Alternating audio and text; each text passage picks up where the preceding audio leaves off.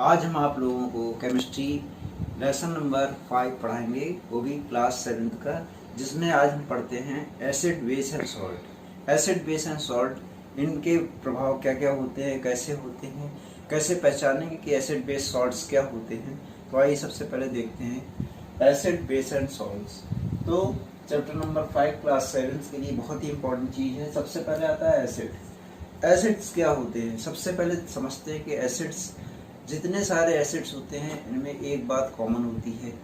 कुछ खाने वाली चीज़ें जैसे कि curd, lemon juice, orange juice and vinegar, taste sour, इन सब चीज़ों का जितने भी खट्टे पदार्थ होते हैं, इनका जो खट्टापन होता है वह एसिड की वजह से होता है। तो ये सारे प्रकार के एसिड होते हैं।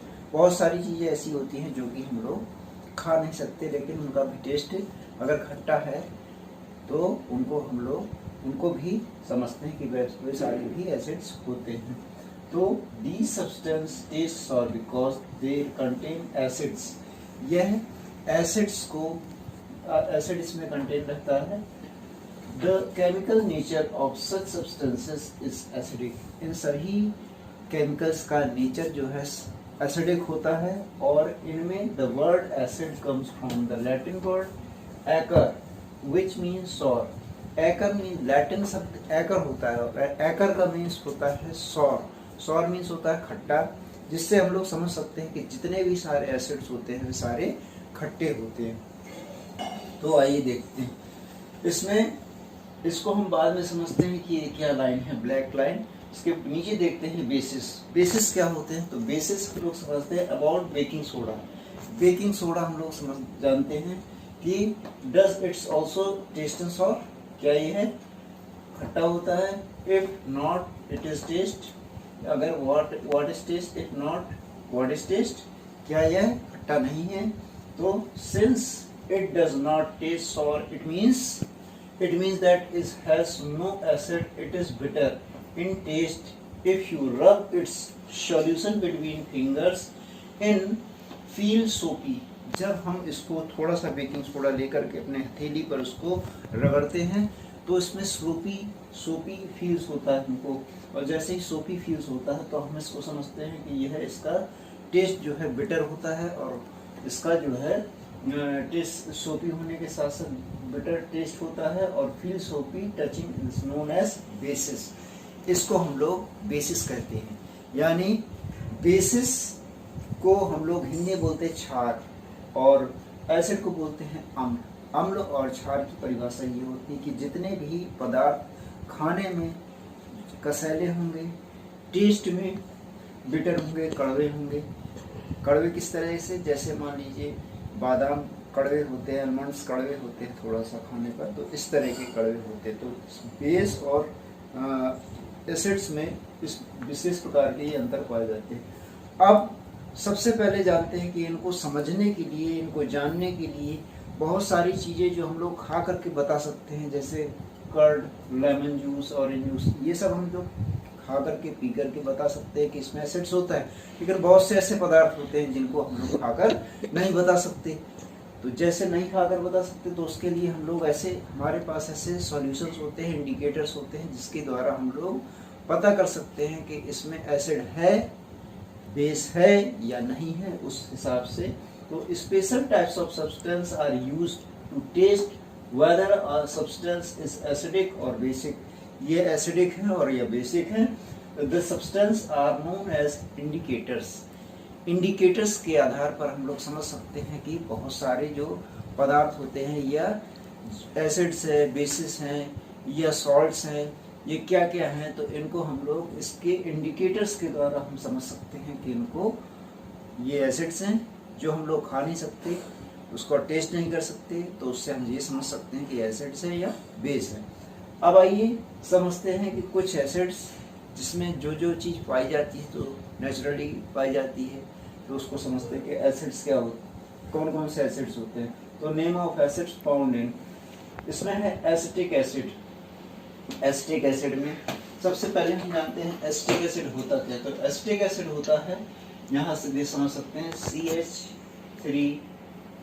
CH3COOH।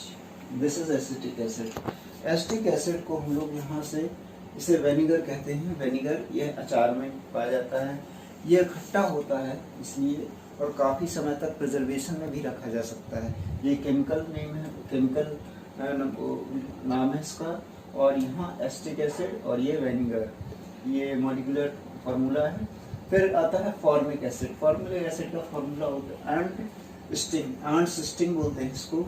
यह है आंट्स के काटने यानी चींटी के काटने पर, जो लाल चींटी होती है, चींटी के काटने पर जो फफूंद पड़ जाता है, वह उसको अगर हम स्वाद में देखें तो वह खट्टा होता है, तो उसे हम लोग कहते हैं आंट स्टिंग यानी फॉर्मिक एसिड, जिसका फॉर्मूला होता है, मैं आपको लिख लेता हूँ यहाँ पर HCOOH।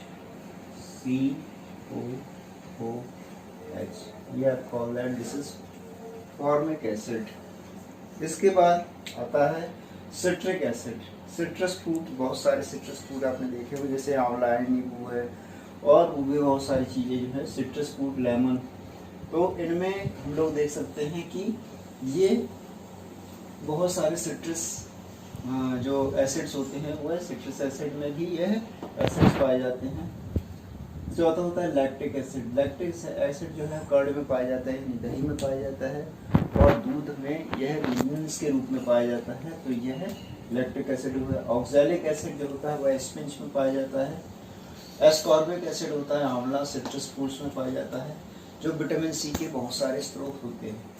टार्ट्रिक एसिड होता है टर्मेंट, ग्रेप्स और अनराइप मैंगोज, जो कच्चे आम होते हैं उनमें विशेष प्रकार का यह टार्ट्रिक एसिड पाया जाता है।